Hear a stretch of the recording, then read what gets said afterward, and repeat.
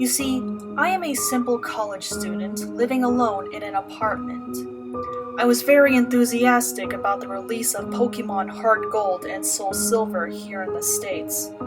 I have purposefully locked myself out of all media and the internet aside for school purposes. That means no 4chan, no VBoard, no Bulbapedia, etc. As I was busy with the school year and being poor at the time, I wasn't able to buy Soul Silver on its launch date. After my school year ended, I ordered Soul Silver on Amazon. However, it would take a week for it to arrive. I decided that during that time, I would replay my Crystal version on my Game Boy Color. However, I realized that long ago, my mom threw it away because I told her the save went dead, and I was very upset about it then. She also threw away my Silver version, so all I have is my Game Boy Color. As such, I set out to GameStop and bought a used Silver version, as it's the only Pokemon game left that they have for Game Boy Color. $10, fairly cheap. I went home and started it up for a nostalgia trip. However, that's where things started getting bizarre, and most likely the reason why you read this. The Game Freak logo started up as normal, but it just froze there. I thought the card was just errored or something, so I turned it off and on. The same thing happened. I tried pressing A and start over and over, and all of the buttons. Eventually, the logo vanished, and there was a black screen for about 5 seconds. Suddenly, rather than going to the usual menu screen, I was already in the game in a previous saved file, which was odd as I was expecting all of these cards to have been wiped by the poor battery.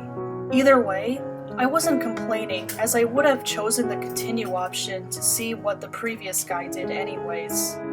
First off, I checked his trainer information. His name was just ... He didn't have much originality. I checked his profile, and apparently he had 999 hours put into the game, with all 16 badges, 999,999 Pokédollars, and all 251 Pokemon on the Pokédex.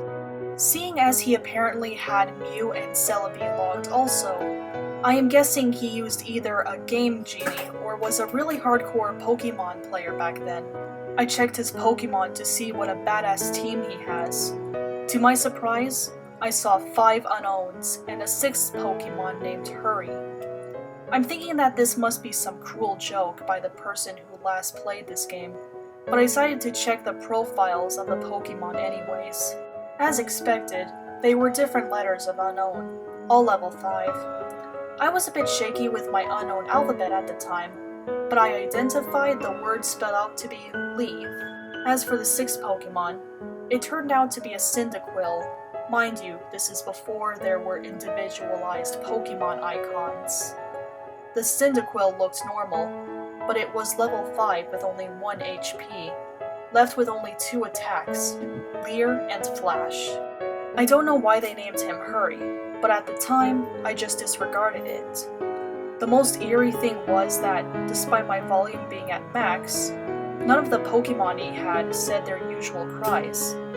Just pure silence. Having enough of the team, I closed it. I was parked at what appears to be a room inside Bellsprout Tower.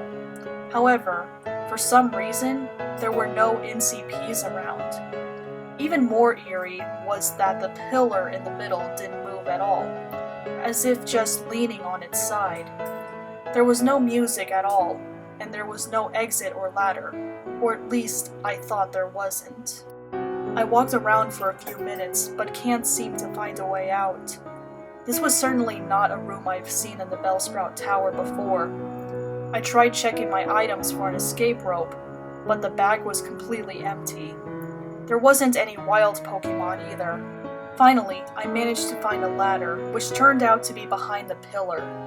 The screen turned black and the music finally started playing. I had a sudden chill as I recognized the melody I heard to be the theme you hear when you listen to the radio at the Alpha Ruins, where the unknowns are. I immediately realized that it wasn't a loading transition, but rather I was in a dark room and would need flash. Before I took care of that though, I immediately checked my Pokegear to change the radio to something more pleasant. But it turns out there was no radio card or even a phone nor time cards. There was only a map card in which Gold, from earlier, was just walking in a mist of black. I recall that Cyndaquil has Flash, so I turned off my Pokegear and made Cyndaquil use Flash. I didn't see any message saying, "Hurry, use Flash," or anything like that. The room just became lit, just like that, and soon I regretted it. The room was a chilling blood red, with a linear gray path heading south. The ladder I used to go up down was not there at all. I had no choice but to head south. The screen got darker every 20 steps I made, until I finally made it to the end, which appears to be a sign. I read the sign, which said, "Turn back now." Suddenly, I was asked to answer yes or no, but there was no question asked. I chose yes, as I do not know what it was asking, and the screen went black again, making a ladder climbed sound. The unknown radio music stopped, and in a few seconds was replaced with the not as creepy Pokeflute radio music. I was in another dark room, but I held my breath and used Flash again. Suddenly, it said that Hurry has fainted, which was odd since I recall that there were no status conditions like poison on him, and I clearly wasn't in a battle. I checked my Pokemon quickly, and suddenly he's no longer in my party. In fact, after a bit of investigating, none of my Pokemon are there, but instead replaced with level 10 unknown. I did the same thing as before and spelled out the unknown. My then team of unknowns spelled, "He died." Either way, after that creepy change, the room was lit to reveal myself in a very small room that appears to be only 4 squares big. The walls of that room were gray bricks, as if I was inside something that was hollowed out. Outside that room appears to be a bunch of graves similar to the ones in Pokemon Red and Blue. I walked around that small room and pressed A, but nothing happened. I've already concluded that this was clearly a hacked game and some sadistic person sold it to GameStop. However, my curiosity kept me going. I checked the trainer profile of ... again, only to find out that the sprite of Gold was missing his arms. He also seems to appear less smug, but rather seems more sad and empty in a way that I do not know how to describe. For some reason, it also now said that he has 24 badges, which was clearly impossible. After a few minutes of aimlessly wandering, my character suddenly spun and did the escape rope spinning animation. Instead of flying up, though, my character spun downwards slowly, as if sinking. After that screen, the music stopped. After finally landing, the overworld sprite of Gold is colored differently now. Instead of the usual red color he dons, he appeared completely white now, including his skin. It's as if he came straight from the colorless Game Boy games, placed into a colored background of the Game Boy Color. I checked his profile, and now, while now is as white as his overworld sprite, he lost his legs and has what appears to be bloody tears from his eyes. It also says he now has 32 badges, which now starts to disturb me as this change of number seems to represent something important. I also checked my Pokemon, which this time contains 5 unknowns and a level 100 Celebi without a nickname. The unknown are this time leveled 15 and spelled out dying. I checked the Celebi's profile. It was a shiny Celebi, except there's only half of the sprite. 1 leg, 1 arm, 1 eye. It only has 1 attack, Perish Song. The area I was in itself was the Bellsprout Tower, with the immobile pillar as before, except everything is apparently red now.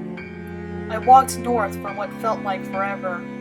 Eventually, I finally encountered some generic men and women NCPs. They were all lined up to the side, just facing the long, slantish pillar in the middle. They were also white, and nothing happened when I tried to speak to them. I kept on going north until eventually the pillar finally appears chopped off, with a transparent red in that spot. I went up to red, and without even pressing A, I was suddenly engaged in a battle. The music starts again, which sounds like the unknown radio music again, but played backwards. Gold's battle backsprite matches his front one with the bloody eyes, white skin, and lack of arms, while Red's sprite was the same as before in gold, silver, crystal, except transparent. The text simply said, "Wants to battle," as if he has no name, and both of us only have one Pokemon each, which is weird as I swore I had 6 with the unknowns. My Celebi came out conveniently with half a sprite for the back sprite also. The shiny noise and animation was different, as the sounds it made sound like multiple screech attacks used consecutively. Red sent out a seemingly normal male Pikachu, except he is level 255, and his sprite seems sad and has tears in his eyes. Rather than the usual fight, item, Pokemon run menu, I was only given the option to use the attacks. Since Celebi only has 1, I chose it. Naturally, since Pikachu was level 255, he went first. Pikachu used Curse, lowering his speed and increasing his other stats. I'm not even sure if Pikachu could use Curse. Celebi used Perish Song. In 3 turns, both Pokemon get KO'd. Not like I have a choice. At this point, it didn't even go back to the fight menu, as the battle just continued without me. Also note, there were no animations at all for some reason. Pikachu used Flail, which didn't do much damage despite his level and boost, as his health was maxed. Celebi used Perish Song. Nothing happens, as it was already used. Pikachu used Frustration, which did a ton of damage, knocking Celebi to less than 10 HP. Celebi used Pain Split, which surprised me as Celebi didn't even have that attack in the first place. Now Celebi and Pikachu have about 150 hit points. Pikachu used Mean Look, not like that did anything. As expected, due to the effects of Perish Song, my Celebi fainted. Except in the text, it said, "Celebi has died." And instead of the ordinary drop off the screen animation, the Celebi backsprite just vanished. For some reason, the Pikachu was still up even with the Perish Song, and it didn't count as my loss. Pikachu used 1 more different attack beyond the 5 attack limit. Pikachu used Destiny Bond. Afterwards, it said, "Pikachu has died," with a slow fade-out animation. Apparently, I was the winner, as the transparent red sprite showed up and said, ... At that point, I just freaked out, as the transparent red sprite was suddenly beheaded, leaving nothing but his transparent body. The battle then ended at that point and faded out along with the music. I'm back in the overworld with another change to the gold sprite. He's now as transparent as Red's overworld sprite. I quickly checked Gold's profile, where this time the only thing remains of him is his head, with a transparent skin. The head was zoomed in a bit, showing a black void in his eyes. It now stated that he now has 40 badges. I then backed out and checked my Pokemon. They were all level 20 shiny unknown, which spelled out, no more. I was at what I now know is next to the end. There was apparently no music playing, but for some reason, I felt like something was there that could be heard. I was back in New Bark Town. Maybe, finally, I get to play this game properly, but who am I kidding? I knew that sadistic person must have done something. I walked around my room to interact with things, as I'm a bit afraid to go down the stairs to see what was awaiting down there. Note I said walked, as while the background was moving. Gold was not moving his transparent limbs at all while doing so, just floating like those ghosts you see in Diamond and Pearl. As expected, the radio, computer, and TV didn't work, so I had no choice but to go downstairs. I ended up in the same lower level room of my house. Everything appears normal, except Mom isn't home. After failing to interact with anything in this room, I decided to go outside. To my surprise, that door leading outside at the south didn't work, and instead, I just walked straight through it to a void. I continued moving south to see what the hell was going on. My house vanishes as I head south into the void. It was creepy as when I entered the void. The outline on Gold's transparent sprite turned to white to contrast with the pitch black. Eventually, I reached a white area and Gold's sprite turned black and transparent again. I continued south without thinking of stopping at all. After a long trek south, I finally encountered something. It was Gold's regular sprite. I talked to it. He said, "Goodbye forever," and vanished. As that happened, it said, question mark, use nightmare. Which at that point, I would not deny that being possible. Gold did another escape rope animation, spinning slowly downwards like before. I'm now back into that small hollowed out room surrounded by graves from earlier. Or at least I say I was back there, as there's no sprite anymore.